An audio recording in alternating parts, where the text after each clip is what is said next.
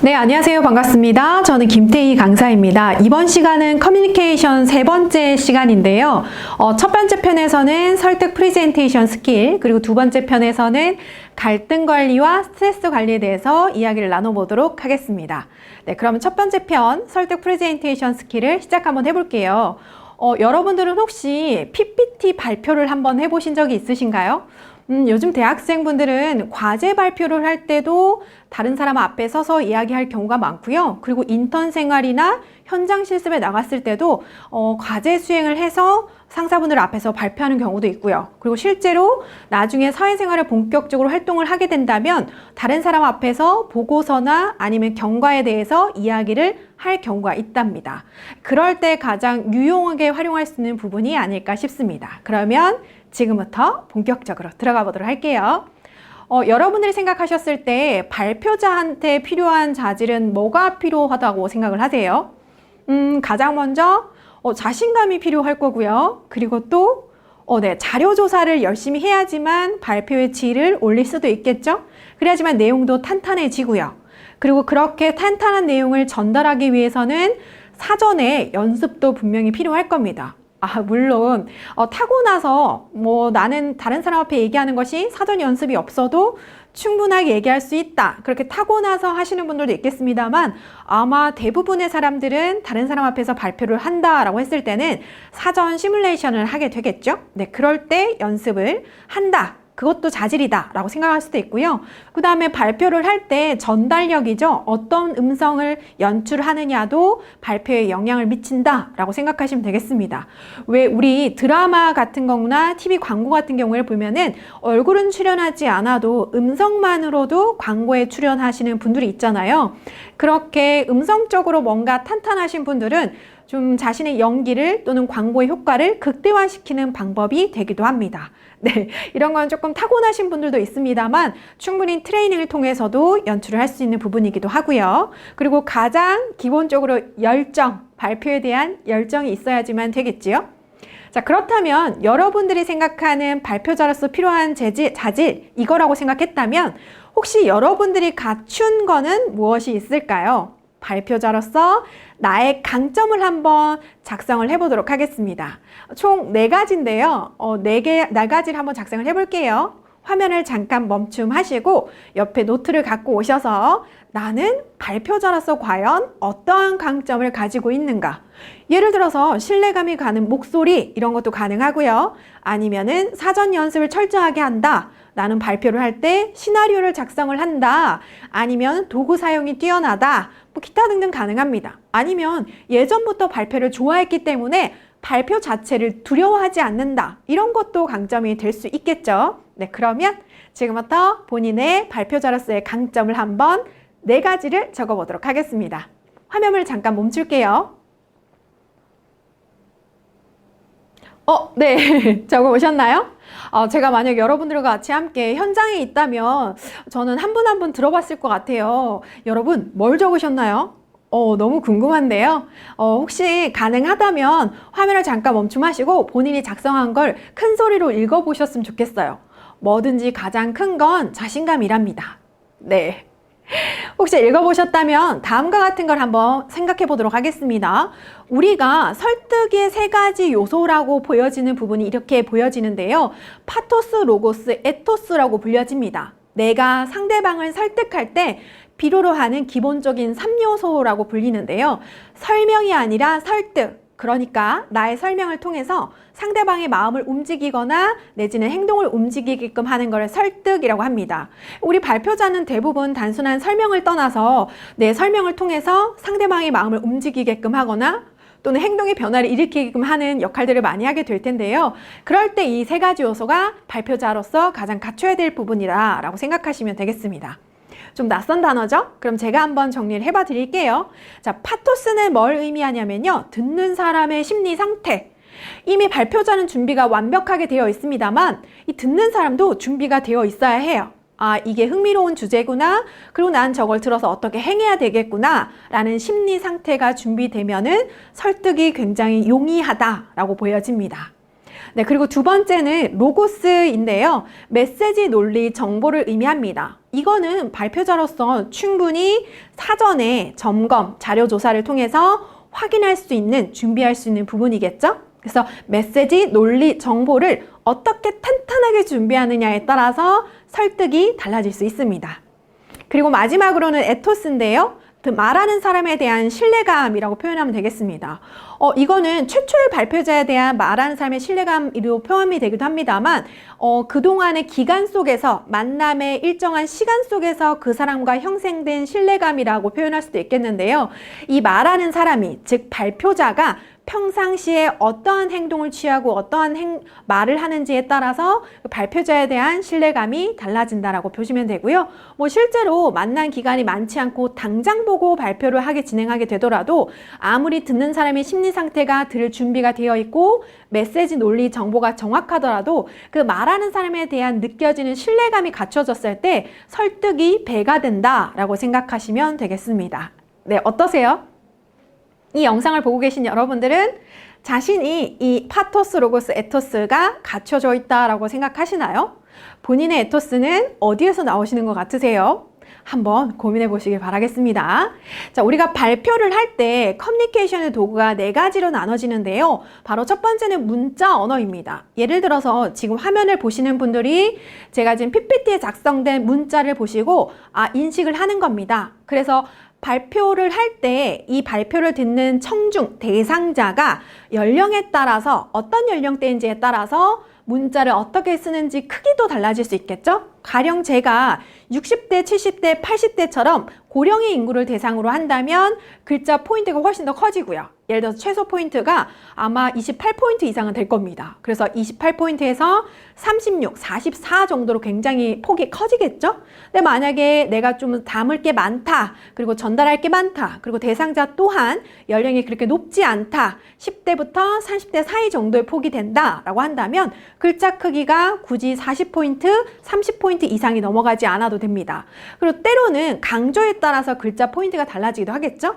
일상적인 전달 같은 경우에는 24포인트, 28포인트로도 문자 언어가 전달이 되지만 아니면은 좀 강조하고 싶다, 이건 중요하다, 그래서 전달을 확실하게 해야 된다 라고 할 때에는 글자 크기를 조금 더 크게 해서 문자 언어로도 발표력을 전달할 수 있습니다. 그리고 음성 언어죠? 네, 우리 과정 속에도 음성 연출이 있었는데요. 어떻게 음성을 연출하느냐에 따라서 가령 말의 빠르기를 천천히 하느냐 아니면 빠르게 하느냐에 따라서 느껴지는 정도가 다를 거예요. 그래서 제가 말을 좀 천천히 한다면 굉장히 중요한 포인트이기 때문에 천천히 한다라고 생각하시면 되고요.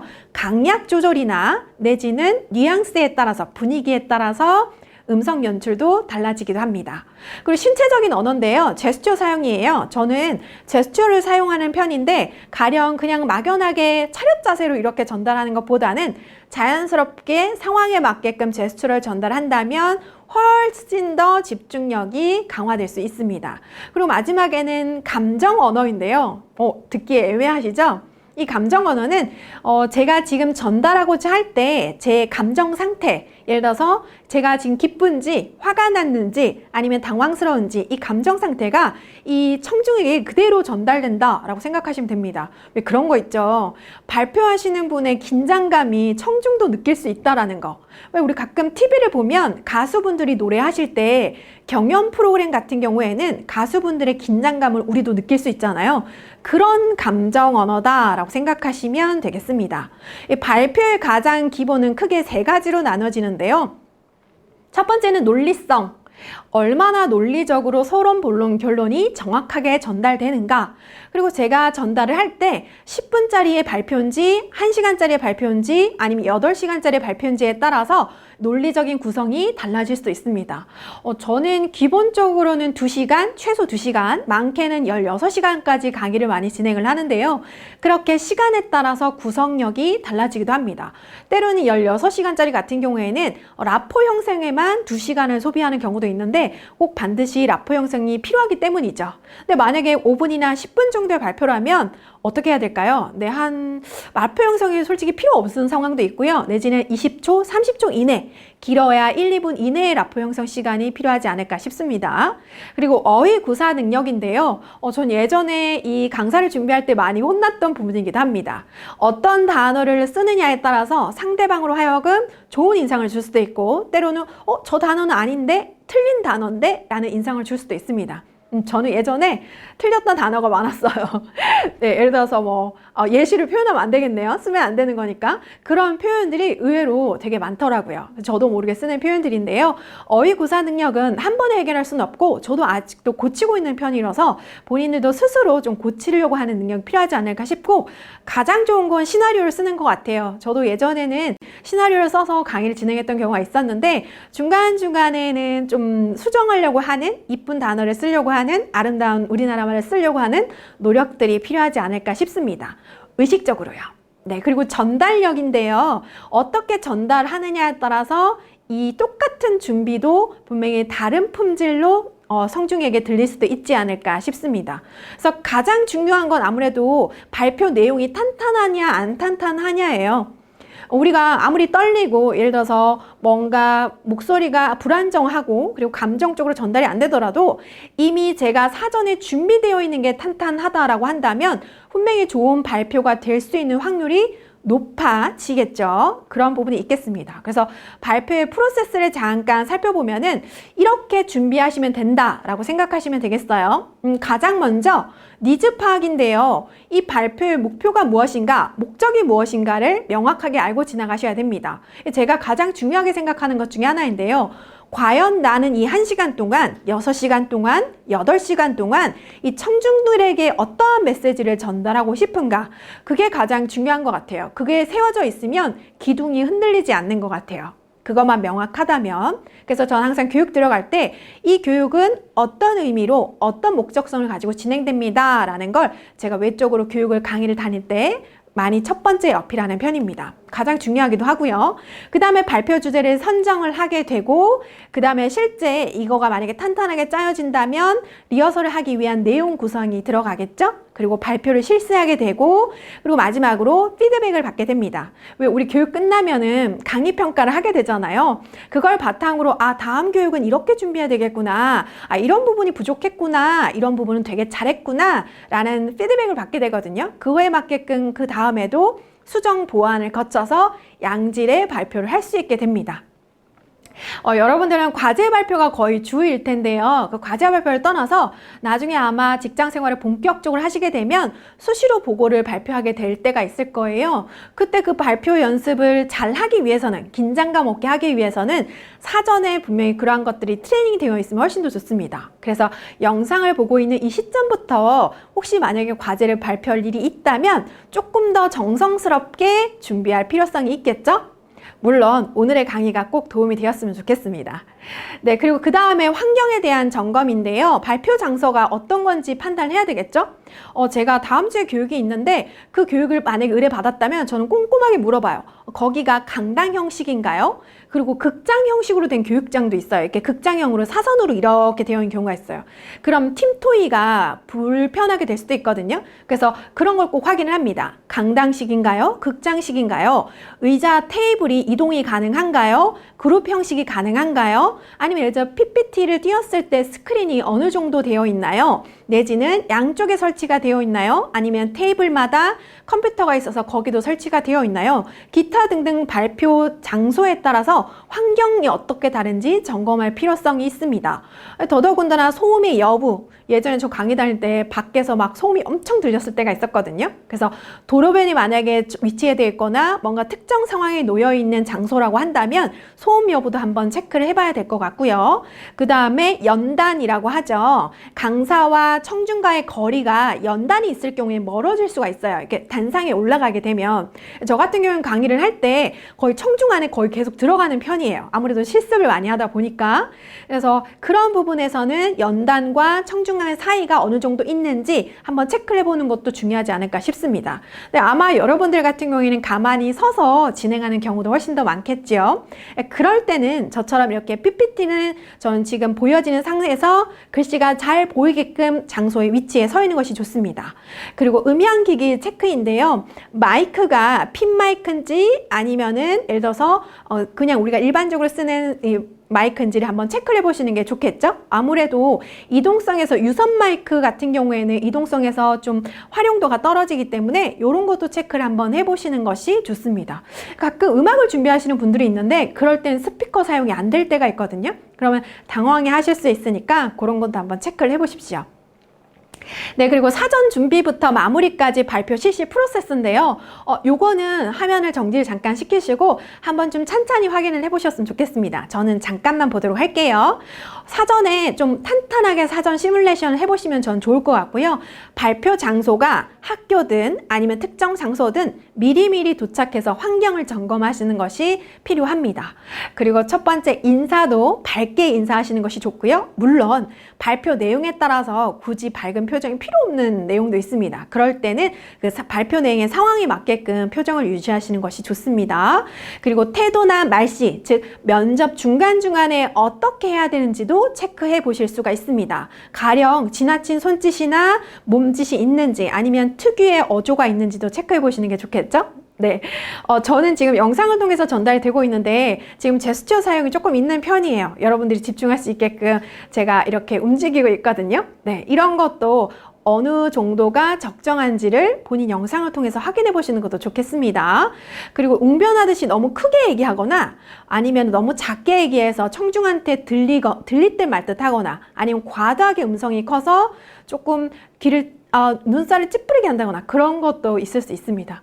저는 가끔 마이크를 사용할 때 의도치 않게 찌지직 소리나 크게 마이크가 울려서 청중들이 이렇게 약간 눈을 찡긋하는 게 있거든요. 그럴 때 이제 저도 마이크를 좀 떨어뜨려 놓고 발표를 하기도 합니다. 그리고 마지막까지 청중에 대한 시선, 감정을 놓지 않고 유지하는 거. 그리고 나올 때까지도 나 너무 큰 실수를 했어 라고 표정을 잉그러뜨리지 않는 것이 중요합니다. 좀 더 세부사항을 한번 살펴보도록 할게요. 서 있는 자세인데요. 물론 저는 제한된 프레임 안에 들어와 있기 때문에 정지된 자세로 여러분들을 보고 있긴 합니다만 분명히 실제 발표를 만약에 한다고 한다면 어떤 공간 안에서의 이동성이 있겠죠? 그럴 때의 세부 포인트를 한번 살펴보도록 하겠습니다. 서 있는 자세인데요. 물론 이런 분들은 안 계시겠죠? 주머니에 손 넣는 거. 가끔 유명 인사들이 글로벌 매너에서 유명 인사들이 주머니에 손을 넣고 좀 뭔가 편안하고 자연스러움을 위해서 이렇게 하시는 분들이 있긴 한데 근데 대중들을 대상으로 큰 무작위의 대중들을 대상으로 할 때는 아무리 글로벌이라 하더라도 주머니에 손을 넣는 자세가 그렇게 좋아 보이지만은 않습니다. 자, 그리고 짝다리, 한쪽 다리에 많이 힘을 싣는 거. 이거는 아니에요. 편안해 보이는 게 아니라 이건 예의에 어긋난다? 라고 생각하시는 것이 좋을 것 같아요. 그리고 팔짱을 낀다거나 지나치게 왔다 갔다 해서 산만함을 유지한다라는 거. 그리고 한 곳만 바라본다거나 이런 거는 한 곳에만 서 있다거나 이런 거는 조금 주의하셔야 되지 않을까 싶습니다. 우리가 하지 말아야 될 것만 안 해도 좋은 발표 자세가 되지 않을까 싶은데요. 네, 그리고 손동작인데요. 손으로 좀 시각화를 한다라고 한다면 좀 지루함을 줄일 수 있지 않을까라는 생각이 듭니다. 그래서 실제로 저는 마이크를 갖고 강의를 할 때가 많기 때문에 손동작이 많지 않은 편인데 지금 이 상황은 영상으로 시청하고 계시기 때문에 제한된 프레임 안에서 여러분한테 손동작을 조금 많이 하는 편이에요. 그래서 좀 지루함을 덜어주고자 하고 있긴 한데 이상하게 저도 한 번 움직인 손이 잘 정지가 안 될 때도 있더라고요. 네, 그 다음에 적당한 손동작이 필요하고 좀 손동작을 하실 때는 배에서 약간 턱 밑에서 왔다 갔다 하시는 게 좋습니다. 요 정도 사이라고 할까요? 네, 요 정도 사이라고 할까요? 그래서 전 지금 가슴이 여기까지만 나와 있긴 한데 배에서 약간 여기 턱 밑까지만 시선이 왔다 갔다 하신다면 훨씬 더 안정감 있게 연출하실 수 있다라고 생각하시면 되고요. 손가락은 조금 가지런히 모아서 펼친 것보다는 부자연스럽다? 가지런히 모아서 하시는 것이 훨씬 더 보이기 좋고요. 손등을 보이기보다는 손바닥을 보였을 때 신뢰감이 형성하는데 도움이 된다라고 생각하시면 되겠습니다. 그리고 도구 사용인데요.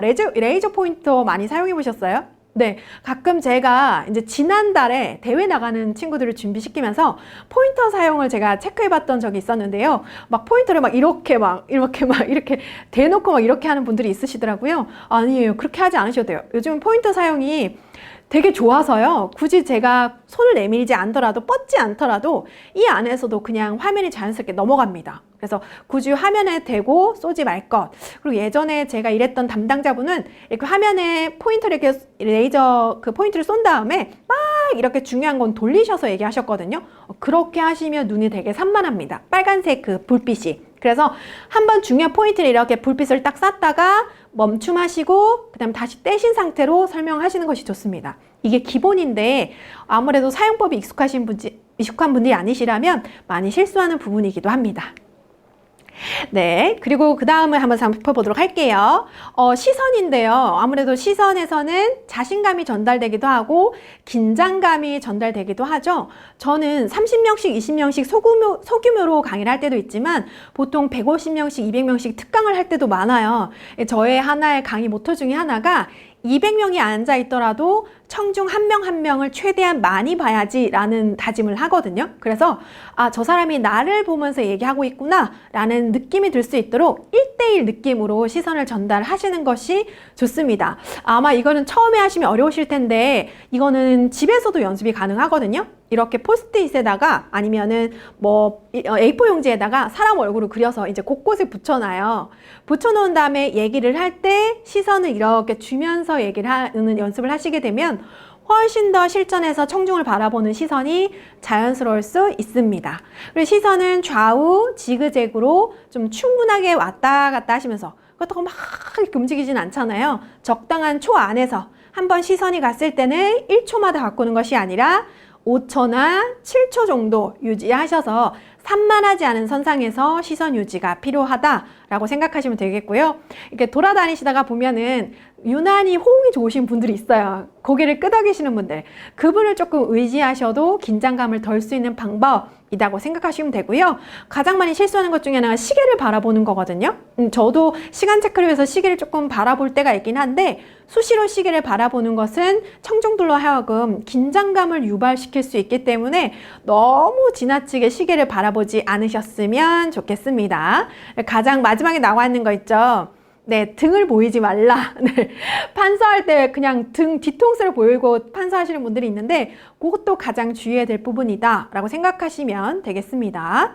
그 다음에 음성 연출인데요. 이거는 방법이 밀폐된 공간 안에서 본인의 음성을 실제로 들어보는 방법밖에 없어요.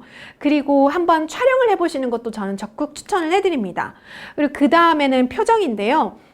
이거는 발표 내용에 따라서 표정이 밝아야지만 되는지 아니면 무표정인 게 훨씬 더 좋은 건지가 따라 달라지거든요. 그래서 대부분은 무표정 아니면 밝은 표정 둘 중에 하나의 표정을 선택한다 라고 생각하시면 되겠습니다. 만약에 발표 내용이 그렇게 어둡지 않다면 밝은 표정을 지으시는데 약간은 조금 의식적으로 입꼬리를 올려야지 라는 마음으로 하신다면 화면에 내지는 청중들한테 훨씬 더 예쁘게 전달이 되지 않을까 싶습니다. 그리고 용모와 복장인데요. 물론 발표 내용이 탄탄하다라고 한다면 충분히 준비가 되어 있다고 한다면 용모 복장이 중요하지 않는 거 아니냐라고 오해하실 수도 있는데요. 아닙니다. 시각적인 전달력도 설득하는 데 굉장히 중요한 요소로 작용이 됩니다. 그래서 옷차림과 말은 하나다라고 생각하시고 실제로 발표자로 선정이 되어서 대중들 앞에서 발표를 해야 된다라고 생각하신다면 가장 깔끔한 복장을 연출하시는 것이 좋습니다. 머리부터 발끝까지 깨끗하고 단정한 용모 복장을 갖추시길 바라겠습니다. 발표 불안증이 있으신 분들이 있어요. 근데 사실은 타고나게 말을 잘하시는 분들도 있긴 하거든요. 그렇다면 걱정이 없긴 하겠습니다만 만약에 발표가 조금 두렵다 하시는 분들은 전 솔직히 첫째도 연습, 둘째도 연습, 셋째도 연습이라고 생각합니다. 그래서 시나리오 작업을 한번 해보시고 영상도 찍어보시고 거울 앞에서 연습도 한번 해보셔서 이왕이면 한 번 할 거 3번, 3번 할 거 10번, 10번 할 거 20번 연습하신다면 실전에서 훨씬 더 긴장감을 줄일 수 있는 방법이 아닐까 싶습니다. 네. 그리고 청중의 자세도 굉장히 중요해요. 우리가 발표자만 역할만 신경 쓰는데 실제로 청중도 잘 들어주셔야지만 발표자가 긴장감을 떨쳐버리고 이야기를 할 수 있거든요. 그래서 이렇게 하셨으면 좋겠어요. 물론 이번 시간은 발표를 잘하는 법을 강의를 하고 있습니다만 여러분들이 청중이 되었을 때도 있잖아요. 그렇다면 좋은 청중이 되어 주십시오. 네. 네, 그래서 상대방을 불안해하게 하지 마시고 이왕이 뭐 좀 무조건 반박하시는 방어적인 형태를 취하시는 분들도 있으세요. 그리고 저는 제일 어려운 게 한숨을 쉬시는 거. 이렇게 한숨 쉬시는 거 하품보다 더 두려울 때가 있거든요. 그래서 하품을 일부러 요란하게 크게 한다거나 한숨을 크게 쉰다거나 그 다음에 팔짱을 끼면서 노려본다거나 하는 행위들을 하지 않는 거죠. 여러분들이 스스로 발표를 한다고 생각을 해보시고 내가 만약에 청중이라면 이걸 이렇게 해줬으면 좋겠다라는 느낌으로 저는 청중이 좋은 청중이 되어 주셨으면 좋겠어요. 그래서 혼자 막 쭝얼쭝얼 거리거나 또 하나는 핸드폰을 너무 많이 보는 경우 네.